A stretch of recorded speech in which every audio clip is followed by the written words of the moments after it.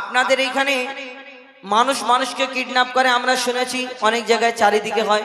কিন্তু কিডন্যাপ করার পরে সেই ছেলেটাকে, বাচ্চাটাকে যখন ফেরানোর জন্য কি ডিমান্ড করে, আমাদের আমরা চোখে দেখা এখন বর্তমান যুগে টাকার যুগ, এই টাকার ডিমান্ড করে।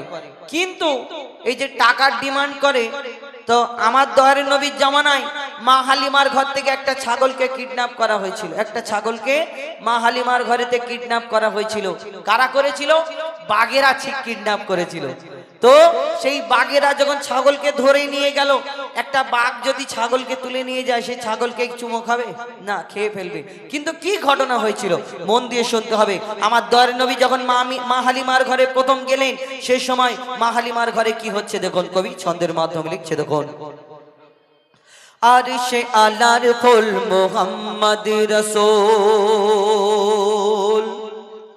আরশে আলার ফুল মুহাম্মদ রাসূল, আসলো যেদিন হতে দুনিয়াতে, সেদিন হতে এই সারা দুনিয়া ভরে গেল দেখো রেহমাতে। আরশে আলার ফুল মুহাম্মদ রাসূল, আসলো যেদিন হতে দুনিয়াতে, সেদিন হতে এই সারা দুনিয়া ভরে গেল দেখো রেহমাতে। আরশে আলার ফুল মুহাম্মদ রাসূল। আমার দয়ার নবী মা আমিনার ঘরে জন্ম নিলেন, তাকে দুধ পান করালেন মা হালিমা। কিন্তু মা হালিমার ঘরে যেদিন প্রথম গেলেন, আমার নবীকে আল্লাহ এত সম্মান দিলেন। মা হালিমা এত গরিব মানুষ, তার ওই ঘরেতে অন্ধকার, আলো জ্বালাবার মতো তেল ছিল না। সেই দিন প্রথম দিন যেদিন আমার নবীকে তার অন্ধকার ঘরের মধ্যে নিয়ে আসলেন, চিন্তা করে আহা আমি পরের বাচ্চাকে নিয়ে এসেছি, কেমন করে রাখবো, লালন পালন করব কেমন করে। তখন মা হালিমার অন্ধকার ঘরেতে চিন্তা করতে করতে মা হালিমা ঘুমিয়ে গেল। আর দয়ার নবীকে নিয়ে পাশে করে সেই মা হালিমা ঘুমিয়ে গেল। কিন্তু গভীর রাত্রে যখন ঘুম থেকে চোখ খুলে দেখে চারিদিকে আলো ভরে গেছে, চারিদিকে আলো ভরে গেছে। মা হালিমা দেখছে আমার ঘরে তেল নেই, আলোটা কোথা থেকে আসে? তো সেই আলো কোথা থেকে এসেছিল সেই দিন, কবি ছন্দের মাধ্যমে লিখছে দেখুন। মা হালিমা বলে মুহাম্মদ প্রথম যেদিন এলো আমার ঘরে, মা হালিমা বলে মুহাম্মদ প্রথম যেদিন এলো আমার ঘরে, তেল ছিল না বাতি জ্বালাবার, শুয়েছিলাম রাতে অন্ধকারে, গভীর রাতে দেখি লক্ষ্য করে ঘর রয়েছে আলোতে ভরে, গভীর রাতে দেখি লক্ষ্য করে ঘর রয়েছে আলোতে ভরে, মুহাম্মাদের চেহারাতে দেখি এক নূরের জ্যোতি ঝিলমিল করে, নূরের জ্যোতি ঝিলমিল করে।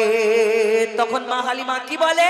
অবাক হয়ে আমি তাকিয়ে থাকি, অবাক হয়ে আমি তাকিয়ে থাকি মুহাম্মাদের মুখ পানেতে। আরশে আলার ফুল মুহাম্মদ রাসূল, আরশে আলার ফুল মুহাম্মদ রাসূল। মা হালিমা বুঝতে পারিনি যে যে নবী মোহাম্মদকে এনেছি, ছোট্ট একটা মা আমিনার ঘর থেকে সুন্দর ফুটফুটে বাচ্চাকে নিয়ে গেছে, দেখছে রাত্রিতে আলো চারিদিকে ভরে গেছে। কিন্তু মা হালিমার ঘরে যখন আমার দয়ার নবী গেল, আজীব আজীব ঘটনা ঘটছে। তারপরে আরেকটা কি ঘটনা ঘটে, যখন দুধ পান করে মা হালিমা, তখন মা আমার দয়ার নবী দোজাহানের বাদশা, তিনি একদিকের দুধ পান করতেন, আরেক দিকের দুধ পান করতেন না। কেন বলুন তো? আমরা সেই নবীর উম্মত, আমার নবী কারোর কোনোদিন হক মারিনি এই দুনিয়াতে, আমরা সেই নবীর উম্মত। আমরা কি করে বেড়াই নিজের মনে হাত দিলে বোঝা যাবে। কবি ছন্দের মাধ্যমে লিখছে দেখুন। দুধ খাওয়াবার জন্য আমি যখনই তারে নিতাম বুকে, দুধ খাওয়াবার জন্য আমি যখনই তারে নিতাম বুকে, একদিকের দুধ খেত মুহাম্মদ মুখ দিত না আরেক দিকে, একদিকের দুধ খেত মুহাম্মদ মুখ দিত না আরেক দিকে। কিন্তু কোনো দিন আগে খেত না, আগে দিলে দুধ মুখে নিত না। কিন্তু কেন? কিন্তু কোনো দিন আগে খেত না, আগে দিলে দুধ মুখে নিত না। আমার ছেলে না খেলে আমার চাঁদ মোহাম্মদ আগে খেত না, চাঁদ মোহাম্মদ আগে খেত না। আমার ছেলের কোনো কষ্ট হলে, আমার ছেলের কোনো কষ্ট হলে ঝরতো পানি তার চোখেতে। আর সে আনার ফল মুহাম্মদ রাসূল, আর সে আনার ফল মুহাম্মদ রাসূল। তারপর দেখুন এই যে আজিব আজিব ঘটনার মধ্যে আর একটা ঘটনা। মা হালিমা একদিন বসে বসে দেখছে মা হালিমার ঘরে অনেক ছাগল ছিল, আর সেই ছাগলগুলো আমার দয়ার নবী অনেক সময় জঙ্গলে নিয়ে যেতেন। আর সেই ছাগলের মধ্যে দেখছে মা হালিমা দেখে দেখে দেখে দেখে দেখছে একটা ছাগল খুঁজে পাওয়া যায় না। একটা ছাগল কোথায় গেল গো, একটা ছাগল কোথায় গেল? মা হালিমা লক্ষ্য করে দেখছে ছাগল দেখা যাচ্ছে না একটা।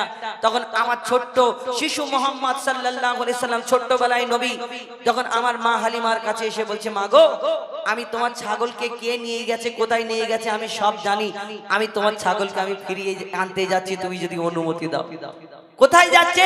আমার দয়ার নবী সেই ছাগলকে কোথায় কারা নিয়ে গিয়েছিল কবি ছন্দের মাধ্যমে লিখছে দেখুন। আল্লাহর হাবিব সাল্লাল্লাহু আলা গেলেন জঙ্গলের দিকে, গিয়ে দেখেন জঙ্গলের বাঘেরা নিয়ে বসে আছে ছাগলটিকে। আল্লাহর হাবিব সাল্লাল্লাহু আলা গেলেন জঙ্গলের দিকে, গিয়ে দেখেন জঙ্গলের বাঘেরা নিয়ে বসে আছে ছাগলটিকে।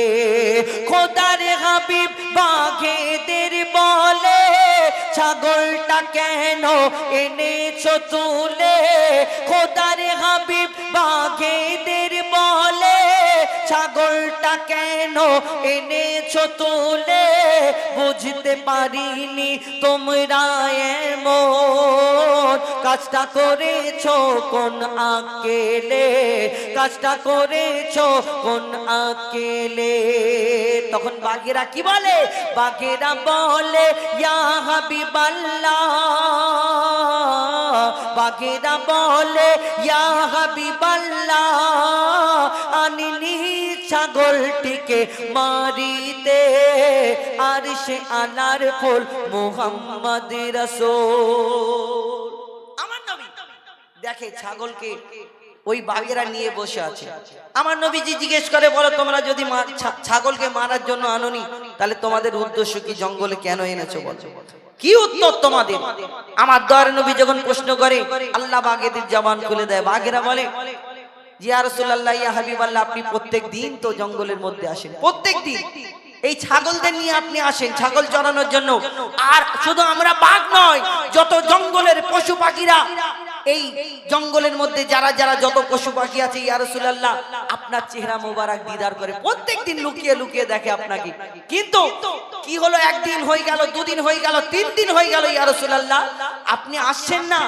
আমরা বড় চিন্তা করছি, আমরা বড় পেরেশান বেকারার হয়ে আছি আপনাকে দেখার জন্য।